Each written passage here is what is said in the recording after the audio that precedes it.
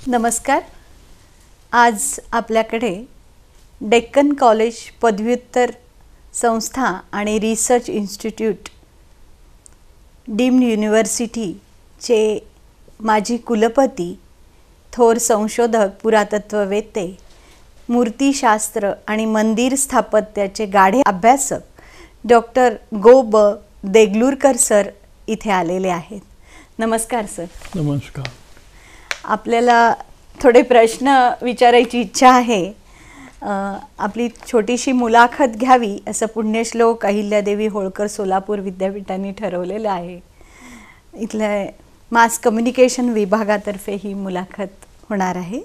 तर सर, माझा पहिला प्रश्न आहे की आपले शिक्षण कुठे झाले? माझे शिक्षण म्हणजे त्रिस्थळी यात्रा आहे. म्हणजे मी प्राथमिक शाळेत हैदराबादला होतो, मग हायस्कूलमध्ये मी पंढरपूरला होतो आणि कॉलेजचं शिक्षण माझं पुण्याला झालं. पुण्याच्या सर परशुराम भाऊ कॉलेजमध्ये मी तिथून BA झालो. MA मी पुन्हा उस्मानिया विद्यापीठातनं झालो हैदराबादला आणि PhD मी पुन्हा पुणे विद्यापीठातनं घेतली. तर अशा रीतीनं शिक्षकांच्या, गुरुजनांचा शिक्षणाचा लाभ मला झाला. त्यांच्या अनुभवाचा, त्यांच्या विद्वत्तेचा असा लाभ मला ह्या सगळ्या ठिकाणी मिळाला. त्यामुळं एक प्रकाराने तो एक आनंदाचाच विषय आहे असं मला वाटते. आपलं PhDचा विषय कुठला होता? काय झालं, मी महाराष्ट्रातला म्हणजे नांदेड जिल्ह्यातल्या देगलूर गावचा. आणि असं व्हायचं की मराठवाडा म्हणजे मागासलेला भाग आहे असं सगळीकडे, विशेषतः पश्चिम महाराष्ट्रात असं म्हणलं जायचं. मी विचार केला की मागासलेला म्हणजे तो केव्हापासून मागासलेला असेल, का आधीपासून सातवाहन काळापासून मागासलेला होता, काय नक्की स्वरूप होतं त्याचं, याचा विचार करण्याकरता म्हणून मी मराठवाड्याचा इतिहास पुरातत्वशास्त्राच्या आधाराने पाहायचं ठरवलं. आणि माझे जे गुरु आहेत शांभादेव, ते म्हणाले की तुम्ही संशोधन केलं आणि तुम्हाला असं वाटलं की नाही आधीपासूनच मराठवाडा मागासलेला आहे, तर तुम्ही ते मान्य कराल का? मी म्हटलं हो, संशोधनानंतर जे मान्य होईल ते मला करायलाच पाहिजे. पण माझ्या सुदैवाने माझ्या असं लक्षात आलं की सातवाहन काळापासून ते यादवांच्या काळापर्यंत किंवा त्याच्याही थोडं नंतर आणि थोडं आधी महाराष्ट्राची संस्कृती ज्याला आपण आज म्हणतो, त्या संस्कृतीचा उगम मराठवाड्यात झालेला आहे असं माझ्या अभ्यासाने लक्षात आलं. म्हणून मग मी माझ्या थिसिसमध्ये असं म्हटलं की संस्कृतीच्या दृष्टीनं जर पाहायचं झालं तर प्राचीन महाराष्ट्र म्हणजे बृहत्तर मराठवाडा, आणि तो पुण्यातल्या विद्वान पंडितांनी हे माझं जे प्रमेय आहे त्याला मान्यता दिली. आता इतिहासाचार्य राजवाडे तर नव्हते, पण त्यांच्यानंतर ती गादी चालवणारे जे डॉक्टर ग. खरे होते, त्यांनी हे माझं थिसिस तपासला आणि योग्य आहे तुमचा निर्णय असं त्यांनी सांगितलं. दुसरं माझे थिसिस तपासणारे जे होते ते डायरेक्टर जनरल ऑफ आर्किओलॉजी दिल्लीचे डॉक्टर मन देशपांडे, त्यांनी सुद्धा ते म्हणले, अरे केवढं चांगलं संशोधन तू मांडलंस असं ते म्हणाले. मी म्हटलं cultural history of Marathwada with special reference to old monuments असा माझा विषय होता. त्यामुळं मराठवाड्यातल्या अनेक देवळांचा मला अभ्यास करावा लागला, अनेक मूर्तींचा अभ्यास करावा लागला, शिलालेखांचा, नाण्यांचा, असा सगळ्या दृष्टीनं अभ्यास करून मी तो माझा थिसिस मांडलेला होता. आणि तो लोकांना, विद्वानांना मान्य झाला, त्याचा मला आनंद आहे. आपला जन्म संत घराण्यात झाला आहे आणि संत वाङ्मयाचा प्रभाव हा आपल्या संशोधनावर आहे का आणि तो कसा आहे? मला वाटतं की बराच प्रभाव त्याच्याबद्दल मला सांगता येईल. संत वाङ्मयाचा प्रभाव, त्याचं कारण असं आहे की लहानपणापासून माझ्या कानावर ज्या गोष्टी पडत होत्या, संतांचं चरित्र असेल किंवा संतांचे अभंग असोत, त्याचा परिणाम होत होता. त्यावेळी पण पुरातत्वाचा माझा अभ्यास नव्हता, मला फारसं त्यातलं गम्य नव्हतं. पण नंतर असं लक्षात आलं माझ्या की कित्येक गोष्टी संतांनी सांगून ठेवल्या. परवा मी एका कार्यक्रमात असं सांगितलं की मी जेव्हा विठ्ठल मूर्तीचा अभ्यास करायला लागलो तेव्हा मी म्हटलं की ही योगस्थानक विठ्ठल मूर्ती आहे मूर्तिशास्त्राच्या दृष्टीनं. पण मग असं माझ्या लक्षात आलं की लोक मला असं म्हणतील की संतांनी असं कुठंच म्हटलं नाही, तुम्हीच काय शहाणे समजता काय.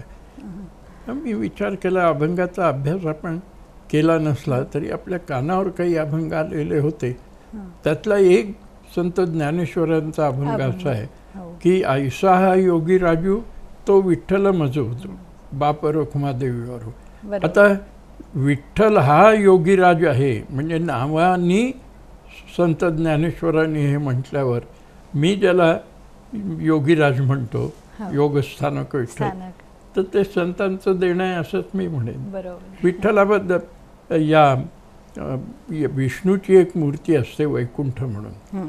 तर हरिपाठाच्या दुसऱ्या अभंगाच्या शेवटी ज्ञानदेव म्हणे हरी हा वैकुंठ हरला घनदाट हरी दिसे असा हरिपाठात आहे. म्हणजे वैकुंठ हे विष्णूचं निवासस्थान असं सामान्यतः मानलं जातं. पण मी हरिपाठाचा उल्लेख करून विष्णू वैकुंठ ही एक मूर्ती आहे, तिला 4 तोंडं असतात. ती मूर्ती पहिल्यांदा खजुरावला मिळाली आणि त्याच्यावर शिलालेख आहे त्या मूर्तींच्या संबंधात. एवढं मी म्हटलं. वारकरी मंडळींना अभंग पाठ आहेत पण ती वैकुंठ मूर्ती असते कशी हे माहिती नाही. ते मी ह्यातनं दाखवण्याचा प्रयत्न केला. तसंच देवळाच्या संबंधात विचार करताना माझ्यासमोर खजुरावचं एक देऊळ आहे. अनेक देवळं आहेत पण खजुरावचं देऊळ माझ्या प्रमेयाला सिद्ध करणारं आहे असं मला वाटतंय. म्हणजे असं की आपण खजुरावची सगळी देवळं ही 5-25 पायऱ्यानंतर देवळात प्रवेश करता येतो. तर मी एका देवळाला गेलो. लक्ष्मण देऊळ आहे किंवा दुसरं एक मोठं देऊळ आहे महादेवाचं. लक्ष्मण देऊळ हे विष्णूचं. तर तुम्ही 25 पायऱ्या चढून गेल्यावर तुम्ही मागं काय टाकलं, काय सोडलं, तर लक्षात असं येतं की त्या उंच ओट्याला अधिष्ठानाच्या भोवती ज्या शिल्पांची रचना केली त्याच्यामध्ये संसाराच्या सगळ्या गोष्टी स्पष्ट केलेल्या आहेत. एक तर असं की शिल्पकार आहेत, घडवतो शिल्प, त्याच्याकरता त्याचे शिष्य मोठमोठे दगड आणून ठेवत आहेत, कोणी स्वयंपाक करत असलेलं.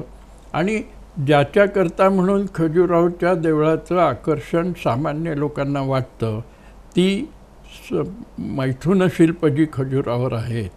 त्याच्यामुळं लोकांना ते जरी आश्चर्याचं वाटलं तरी मला ते वाटलं नाही. त्याचं कारण असं की संसाराचा तो एक भाग आहे. तर तो सगळा भाग मागं सोडायचा, तुम्ही संसार मागं सोडायचा आणि वर जायचं. वर गेल्यावर तुम्ही कुठे जाता तर सभामंडपात जाता, आधी मुखमंडपात जाता, मग सभामंडपात जाता. तर मंडपामध्ये ज्याला आपण मायनर गॉड्स म्हणतो म्हणजे उपदेवता, त्यांची शिल्प तुम्हाला दिसतं खजुरावला.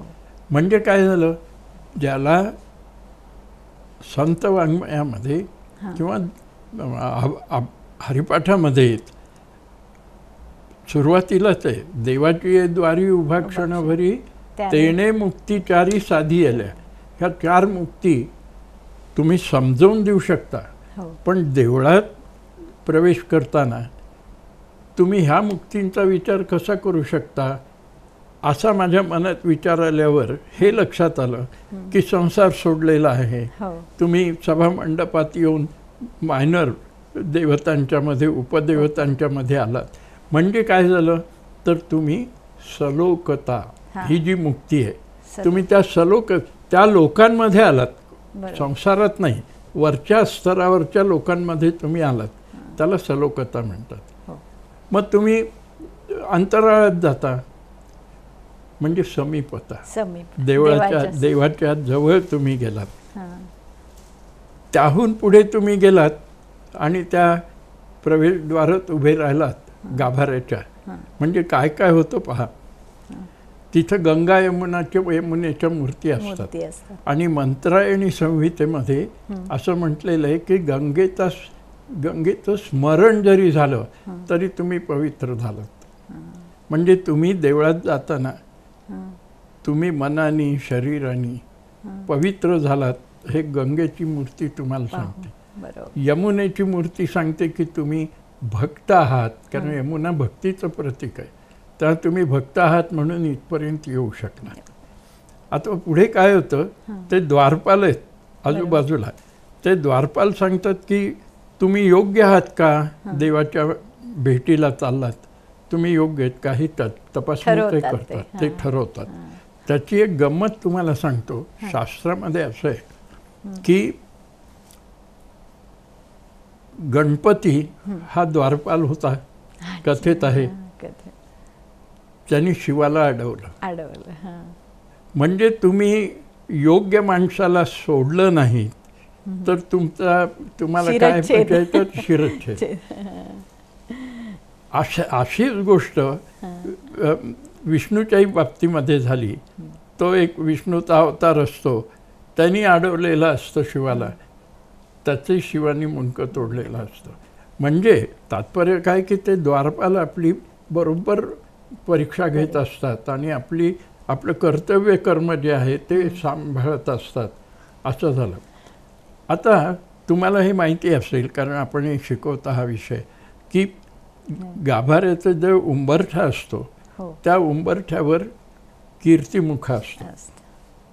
त्याचं प्रयोजन काय, तर कीर्तिमुख हे भक्ताला गाभाऱ्यात जाताना पापमुक्त करतं. म्हणजे काय, तर त्याची जी पापं आहेत त्यांनी केलेली ती खाऊन टाकते.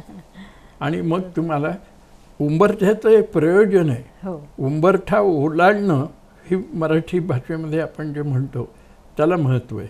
तुम्ही आता सज्ज झालात देवाच्या भक्तीला आणि दर्शनाला, म्हणून तुम्ही मग आत जाता. पण ह्या दारात तुम्ही उभे राहिलात म्हणजे काय झालं, समीपता आपण पाहिली, दुसरी मुक्ती. आणि दारात उभं राहून आता तुम्ही पवित्र झालात, तुमचं मन प्रसन्न आहे, भक्तिपूर्ण तुम्ही आहात याचा. आणि समोर गाभाऱ्यामध्ये तुम्हाला जी मूर्ती दिसते ती स्वरूपता. म्हणजे त्या मूर्तीला 2 डोळे, नाक, हात, पाय माझ्यासारखेच आहेत, हे स्वरूपता. माझ्यासारखंच ते रूप आहे, ही स्वरूपता झाली. आणि गाभाऱ्यात तुम्ही मूर्तीजवळ गेलात, गाभारा अंधारात असतो किंवा असावा, आता उजेड करतात, पण गाभाऱ्याच्या अंधारात तुम्ही गेलात, तुम्हाला ज्ञान असं होतं, स्वरूपता आलं. आता सायुज्यता, म्हणजे मी आणि देव हे एकच आहोत. असं त्याचा जीवो ब्रह्मैव नापरः. जीव म्हणजेच ब्रह्म आहे किंवा ब्रह्म म्हणजेच जीव आहे, आत्मा म्हणजेच परमात्मा आहे. हे जे त्या गाभाऱ्यात गेल्याने देवापर्यंत. पण ते सायुज्यता मुक्ती प्राप्त व्हायला म्हणून तुम्हाला सलोकता, समीपता, स्वरूपता ह्या 3 मुक्ती पार कराव्या लागतात आणि मग सायुज्यता येते. तर म्हणजे काय झालं, आता तोहम सोहम म्हणजे मी तो आहे, मी ते आहे. ते म्हणजे काय, ब्रह्म. मी ते आहे. आणि सायुज्यता प्राप्त झाली म्हणजे अहम ब्रह्मास्मी झालो, मीच ब्रह्म आहे. म्हणून मी मगा म्हणालो जीवो ब्रह्मैव नापरः. तर हे मला जे ज्ञान झालं हे संतांच्या वाङ्मयावरनं, संतांच्या अभंगावरनं मी ते लावत गेलो स्टेप्स पायऱ्या पायऱ्यानी, आणि माझ्या असं लक्षात आलं की हे आहे. नंतर पुरातत्वशास्त्राची आवड आपल्याला कशी निर्माण झाली? आता हा एक तसा मोठा प्रश्न आहे तुम्ही विचारलात तो. काय झालं, मी MA जेव्हा हैदराबादला होतो तेव्हा आम्हाला एक मोहम्मद नावाचे सर होते. ते प्रॅक्टिकल घ्यायचे. म्हणजे असं की त्यांची एक मोटर होती जुनी, आम्ही 4च विद्यार्थी होतो. तर मेगॅलिथ शिकवताना ते म्हणायचे गाडीत बसा, मी तुम्हाला मेगॅलिथिक सर्कल्स दाखवतो. आम्हाला तिथं घेऊन जायचे.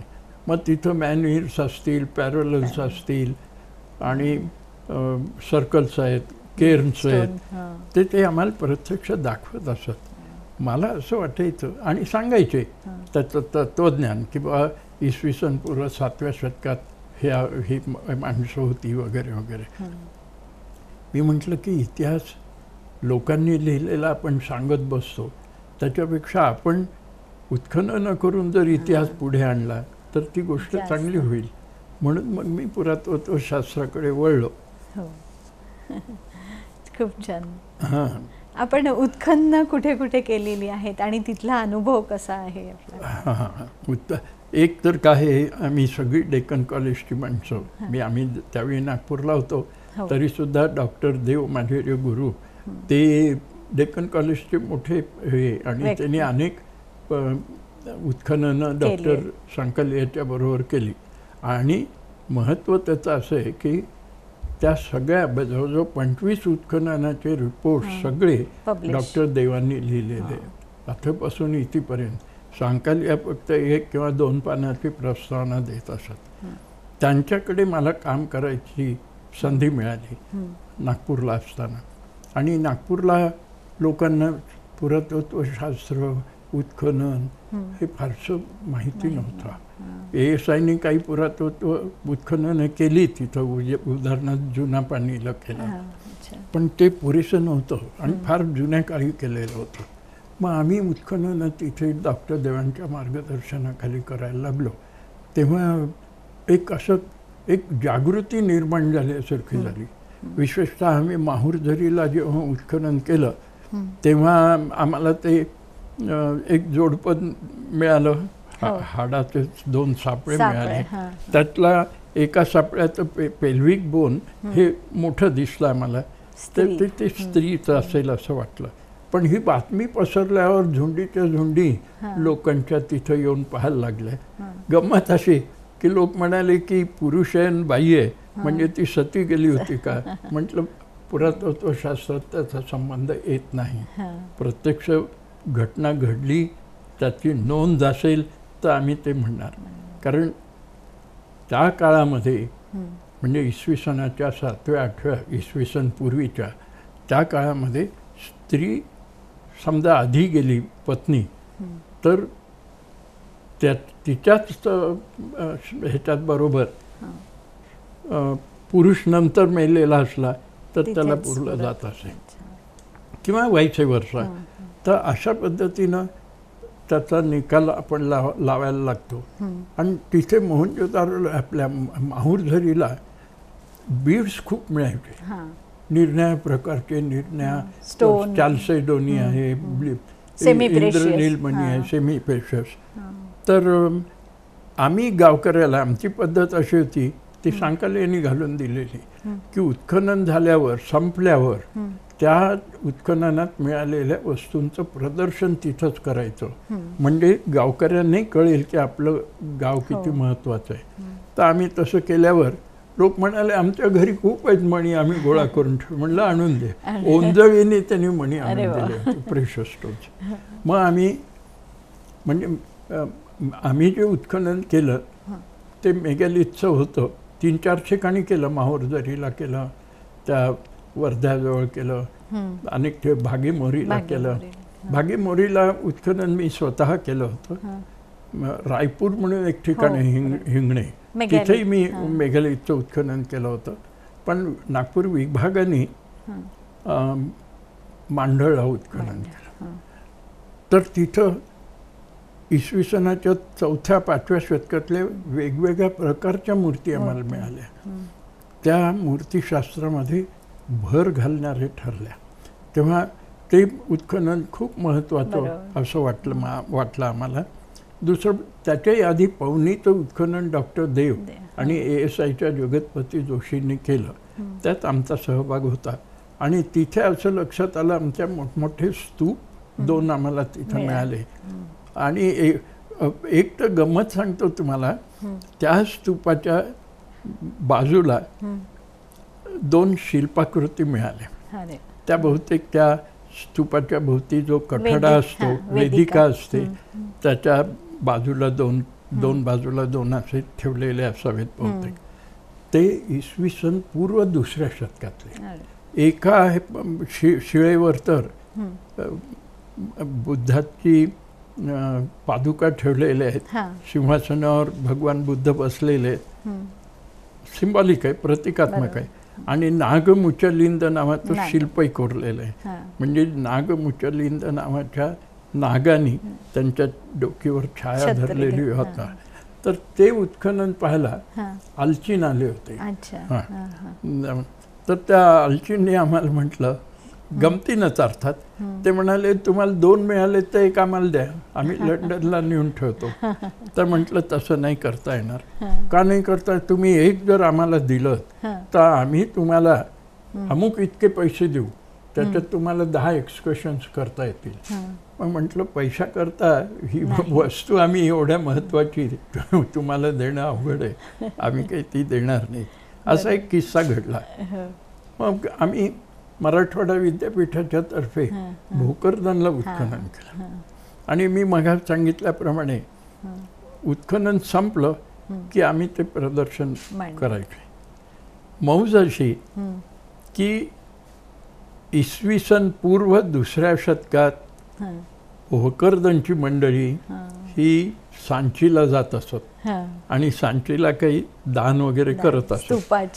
तर ते स्तूपावर सांचीच्या भोगवर्धनहून आलेली ही 2 माणसं, त्यांची नावं ती त्यांनी हे दान दिलं असं एका शिलालेखात आहे. मग आम्ही हे प्रदर्शन जेव्हा मांडलं तेव्हा त्या शिलालेखाचं छायाचित्र घेऊन ते केलं. त्या माणसांची नावही त्यात आली. आणि तिथं येणाऱ्या प्रदर्शन पाहायला येणाऱ्या भोकरदनच्या लोकांना आम्ही हे सांगत असत, तुमच्या पूर्वजांची ही नाव आहे. त्यांना खूप गंमत वाटायची त्याची.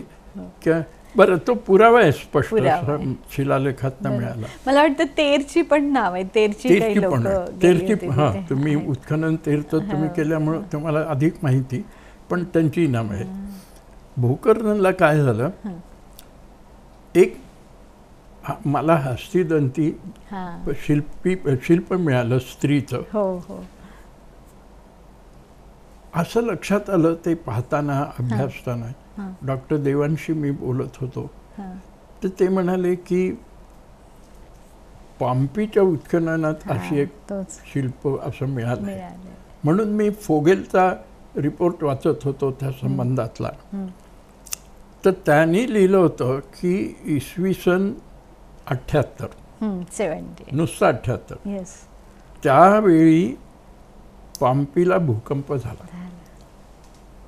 आणि त्या मला वाटतं ज्वालामुखी तिथं जो ज्वालामुखी मी पाहून आलो. तर त्या ज्वालामुखी लाव्हा बाहेर पडला तर त्यातनं ते सगळं गाव बुडलं. तुम्हाला आश्चर्य सांगतो, 19वे शतक पूर्ण जवळजवळ 130 वर्ष पुरातत्व शास्त्रज्ञ तिथं उत्खनन करत होते पॉम्पीचं. अर्थात मधनं थांबत जसा पैसा उपलब्ध होईल तसा.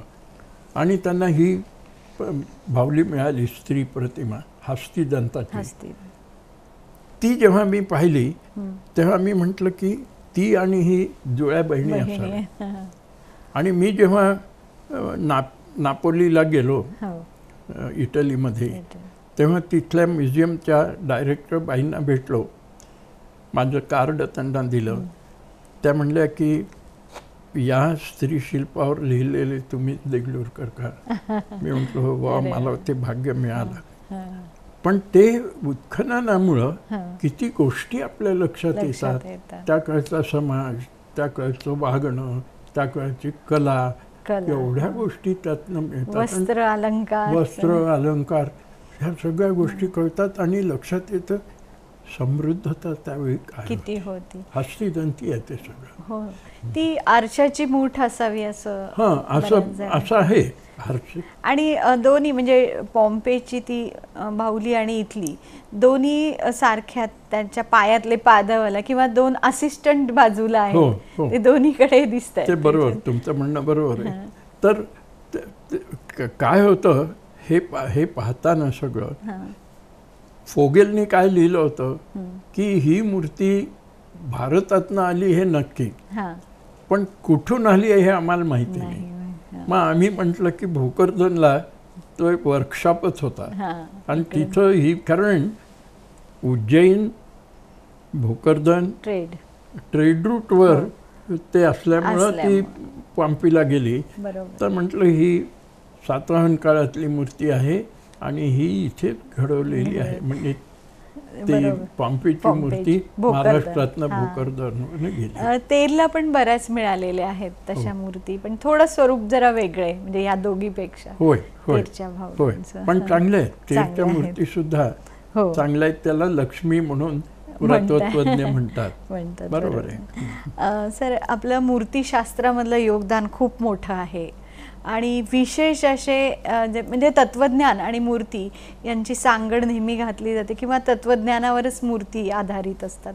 आपण बऱ्याच मूर्तीचा शोध लावलेला आहे ज्या काही आधी म्हणजे नुसते उल्लेख होते, पण प्रत्यक्षदर्शनी त्या आपण पहिल्यांदाच दाखवल्या आहेत.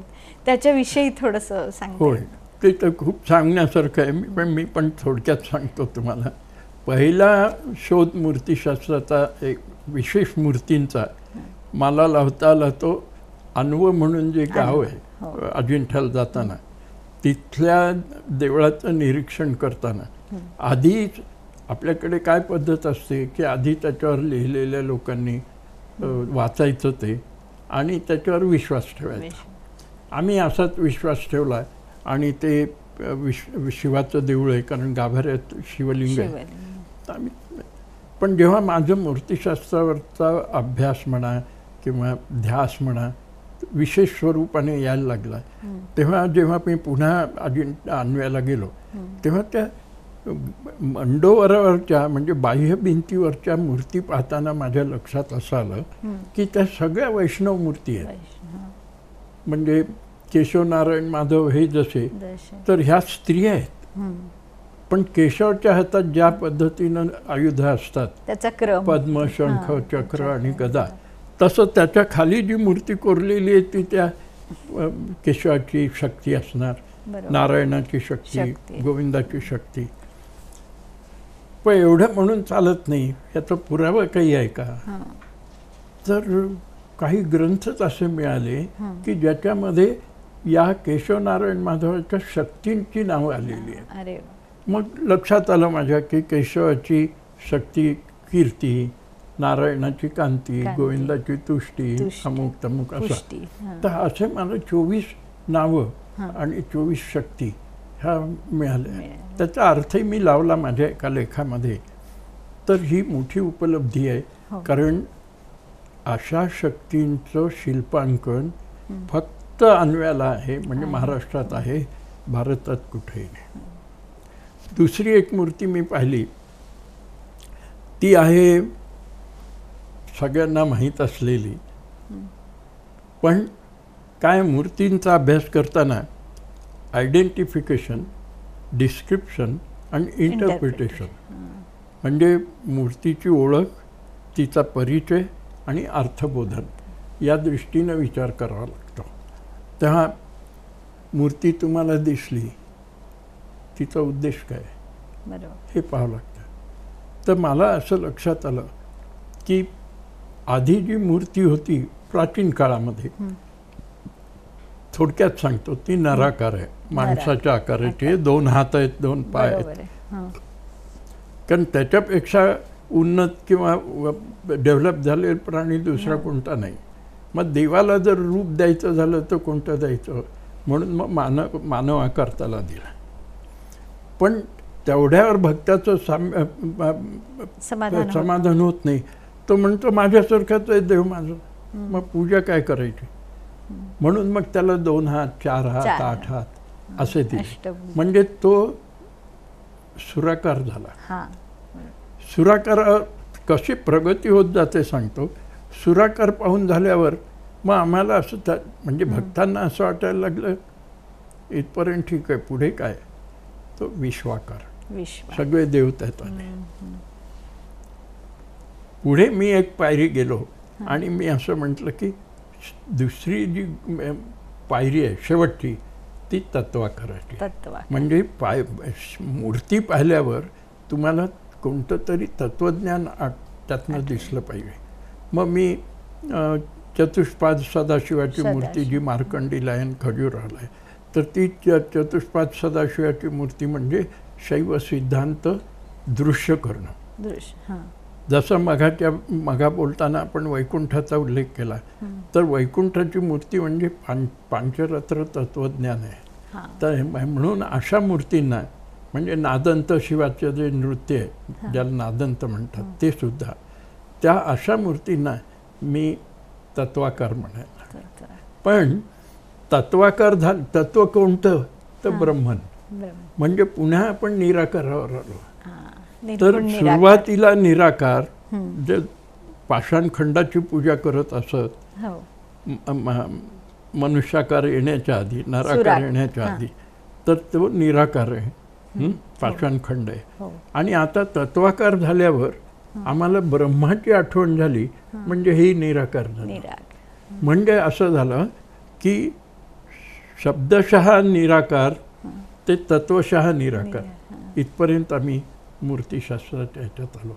हे जे मला करता आलं हे माझं मी भाग्य समजतो. कारण काही गोष्टी इंट्युशननी येतात, काही गोष्टी वाचनाने येतात, काही गोष्टी गुरूंच्याकडनं आपल्याला कळतात. आता एक तुम्ही आता मूर्तिशास्त्र शिकवता म्हणून मी सांगतो. पार्वती तपश्चर्या करते. कुणाकरता करते? शिवाकरता करते. मग त्यांचं लग्न होतं वगैरे. मी ह्या मूर्तीचा वेगळा अर्थ लावतो. ती तपश्चर्या करते पार्वती. पार्वती ही हिमवान आणि मेनाची मुलगी आहे, म्हणजे तो जीव आहे. बरोबर आहे. तो कुणाकरता तपश्चर्या करतो? शिवाकरता. आणि दुसरी गंमत सांगतो, कैलासमध्ये तुम्ही जे कल्याण सुंदर मूर्ती पाहता त्याच्यामध्ये पार्वती शिवाचा हात हातात घेते असं दाखवलेलं आहे. म्हणजे काय झालं की जीव ऑब्टेन्स शिव, जीवाला शिवाची प्राप्ती झाली. बरोबर, असं त्याचा अर्थ. खूप छान. हां. आणि मग तुम्ही अर्धनारीश्वर पाहता, तेव्हा अर्धनारीश्वर म्हणजे आपण प्रकृती पुरुष म्हणतो आणि त्यातनं विश्वाची उत्पत्ती झाली हे म्हणतो. पण मी असं म्हणतो की आता ते जीवाला शिवाची प्राप्ती झाली म्हणजे मघा बोलल्याप्रमाणे जीव ब्रह्मैव नापरः. जीव आणि ब्रह्म एकच आहे. हे असं तपश्चर्यारत पार्वतीपासून तुम्ही इथपर्यंत येता. असा अभ्यास आत्तापर्यंत कोणी केला असं माझ्या आढळत नाही. बहुतेक सगळ्यांनी, पाश्चात्य लोकांनी आणि भारतीय लोकांनी पार्वतीला शिवाकरता तपश्चर्या केली, मग त्यांचं लग्न झालं हेच सांगतात कल्याण सुंदर मूर्तीबद्दल. पण तुम्ही पार्वती हा जीव आहे हे लक्षात घेत नाही. बरं, हे सगळ्यांना मान्य आहे. सगळ्यांना हे मान्य आहे की पार्वती हिमवान आणि मेनाची मुलगी आहे असं एक आहे. तर असे अर्थ लावणं मला वाटतं की हे महत्त्वाचं आहे. हे अर्थबोधन मूर्तीच्या संबंधात आपल्याला महत्त्वाचं ठरतं. आता आणखी एका मूर्तीचा उल्लेख करतो तुमच्यासमोर. ती नव्यानेच प्राप्त झालेली आहे. त्याला मी कुंडलिनी गणेश म्हणतो. आणि पहा, मघा बोलताना विषय निघाला होता. नदीमध्ये साधारण 1.5 फूट उंचीची किंवा थोडी जास्त अशी गणपतीची मूर्ती मिळाली आमच्या एका मित्राला कल्याणच्या नदीत. तर त्यात मुंडकही नाही आहे, तुटलं आहे, हात तुटलेत. मग गणपतीची कशी, तर ढेरपोट्या तो आहेत आणि उंदीर आहे पायशी, वाहन आहे, म्हणजे ती गणपतीची झाली. पण तिच्या पाठीवर अशी वेणी आहे, तिपेडी वेणी. आता गणेशी असेल तर वेणी असणं सहज आहे, पण हा गणपती आहे, मग वेणीचं प्रयोजन काय? तर माझ्या असं लक्षात आलं, ज्ञानेश्वरीच्या 6व्या अध्यायामध्ये कुंडलिनीचं हे आहे. तर ते मला असं वाटलं की ही कुंडलिनी आहे काय. आणि गणेश अथर्व शीर्षामध्ये त्वम मूलाधार स्थितोसी नित्यम त्वम शक्तित्रयात्मका त्वम योगिनो ध्यायन्ति नित्यः असं म्हटलंय योगी. आता कुंडलिनीची सुरुवात मूलाधार, मग स्वाधिष्ठान, मग मणिपूर, अशा पद्धतीनं सहस्रारपर्यंत जाते ते. तर ती पाठीवर उडत असलेली कुंडलिनी, आणि मला ज्ञानेश्वरीतली कुंडलिनी प्रक्रिया माहीत असल्यामुळं मी म्हटलं की मूलाधार तर आहेच, खालपर्यंत पोचलेली आहे, आणि नागिण जशी असते तशी अशी वेणी आलेली आहे. बरं, वेणी तिपेडी असते, तर त्वम मूलाधार स्थितोसी नित्यम त्वम शक्तित्रयात्मका, म्हणजे इडा पिंगला असे जे 3 हे आहेत ते तिथं लागू पडले. खूप छान. तर अशी एक मूर्ती मिळाली. हे सगळं काही मी आपल्याला मागे सांगितल्याप्रमाणे काही इंट्युशननी मिळतं, आणि काही जे आपण वाचलेलं आहे त्याचा आपल्याला कुठेतरी संदर्भ लावता येतो का, अशा दृष्टीने. आपलं एक मोठं योगदान बिंबब्रह्मामध्ये आहे. बिंबब्रह्म तो सिद्धांत, त्याच्याबद्दल आपण थोडे विस्तृत. तर ते मी जे बोललो आत्ता मग आपल्याशी, ते बिंबब्रह्म काय, जसं संगीतामध्ये नादब्रह्म आहे, व्याकरणामध्ये अद्वैत ब्रह्म आहे, असं मूर्तिशास्त्रामध्ये बिंबब्रह्म आहे, आणि मंदिरशास्त्रामध्ये वास्तुब्रह्म. तर मी ही जी संकल्पना मग मी निराकारापासून तुम्हाला तत्त्वज्ञानापर्यंत आणलं, त्याचा अर्थ असा की अशी जी मूर्ती आहे, म्हणजे चतुष्पाद सदाशिवाची आहे, वैकुंठाची आहे, नादंत शिवाची आहे, त्याला मी बिंबब्रह्म म्हणतो. म्हणजे ज्या मूर्तीकडे पाहून, बिंब म्हणजे मूर्ती, ज्या मूर्तीवरनं तुम्हाला ब्रह्माची प्राप्ती होते, म्हणजे मोक्षप्राप्ती, त्याला मी बिंबब्रह्म म्हणतो. म्हणजे असं की आता तुम्हाला शैव सिद्धांत कळला चतुष्पाद सदाशिवावरनं. हे आधी थोडं सांगतो. चतुष्पाद सदाशिव म्हणजे काय, तर पाय 2 सोडून बसलेला आणि 2 पायाची मांडी घातलेला, असे 4 पाय असतात. तर हे शैव सिद्धांतामध्ये चर्यापाद, क्रियापाद, योगपाद आणि ज्ञानपाद असे 4 तत्व आहेत शैव सिद्धांतात. तर आम्ही म्हटलं की ही शैव सिद्धांताची मूर्ती आहे. आता काय होतं, तुम्ही मंदिरात गेलात, झाडून स्वच्छ केलं, सडा रांगोळी टाकलीत, हे सगळं, आणि देवळाच्या बाबतीत ही सेवा तुम्ही केलीत, ते चर्यापाद. तुम्ही जेव्हा मूर्तीला स्नान घालता, अभिषेक घालता, कपडे हे करता, किंवा दागदागिने घालता, अलंकार चढवता, नैवेद्य दाखवता, आरती करता, ते क्रियापाद. आणि हे झाल्यावर जेव्हा तुम्ही ध्यानाला बसता किंवा पूजेला बसता, ते योगपाद. इतकं सगळं झाल्यावर तुम्हाला जे ज्ञान होतं तो ज्ञानपाद. तर ह्या मूर्तीवरनं तुम्ही ब्रह्माचं ज्ञान, कारण शैव सिद्धांत आहे, आणि शैव सिद्धांत असं सांगतो की या गोष्टी तुम्ही केल्यात म्हणजे तुम्हाला ब्रह्माची प्राप्ती होते, मोक्षप्राप्ती. तर हे मूर्तींच्यावरनं आपल्याला कळू शकतं. ह्याला मी बिंबब्रह्म अशा. बरं, काय झालं, मी वैकुंठालाही बिंबब्रह्म म्हणतो. बुद्धाची जी ध्यानाची मुद्रा आहे, सब्बम दुःखम सब्बम अनुत्यम सब्बम नित्यम, तर ती बिंबब्रह्म. तर ज्या मूर्तीवरनं तत्वज्ञान कळतं आणि मोक्षप्राप्ती होते त्यातनं, त्याला बिंब ब्रह्म मी म्हणतो. आणि वास्तुब्रह्म असं जे मी म्हटलं, ती मग देवळाच्या संबंधाची जी मी प्रक्रिया तुम्हाला सांगितली ती वास्तुब्रह्म. कारण देऊळ बांधताना आधी खोलीचं स्वरूप होतं, मग त्याला 2 मजली केलं गेलं, कंपाऊंड घातलं गेलं, अमुक तमुक असं करत करत देवळाच्या स्थापत्याची प्रगती होत गेली. पण कुठपर्यंत प्रगती झाली की जिथं तुम्हाला ह्या 4ही मोक्षाच्या पायऱ्या कळल्या, ती त्याला मी बिंब वास्तुब्रह्म असं म्हणतो. खूप छान सांगितलं सरांनी. आपलं पुरातत्वशास्त्र, मूर्तिशास्त्र, मंदिर स्थापत्यावर योगदान खूप मोठे आहे.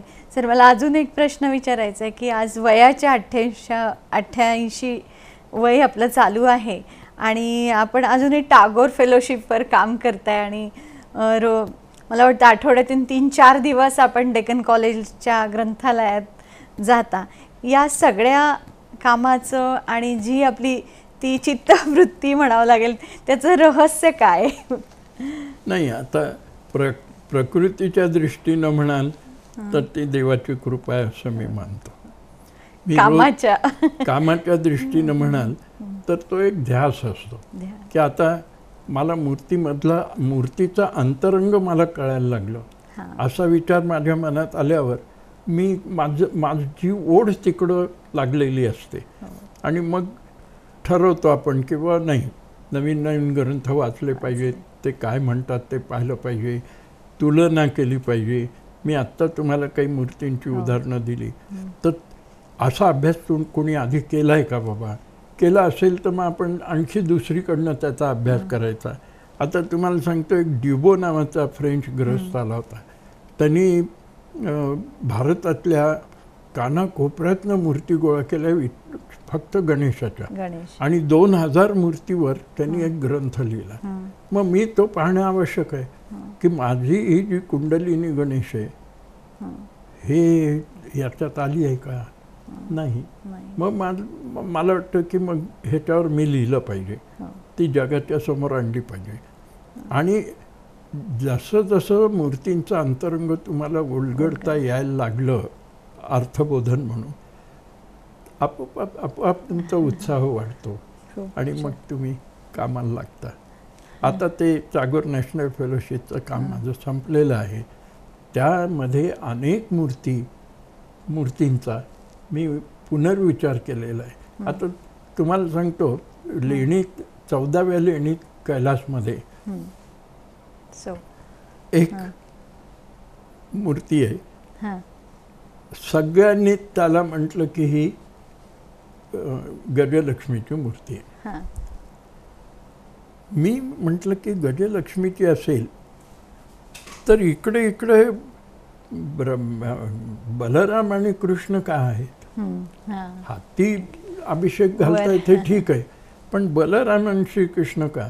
बरं, श्रीकृष्णाच्या हातामध्ये शंख आहे, 4 हात आहेत, म्हणजे तो श्रीकृष्ण आहे. म्हणजे इकडचा बलराम असणार, तसाच उभा आहे. काय असेल?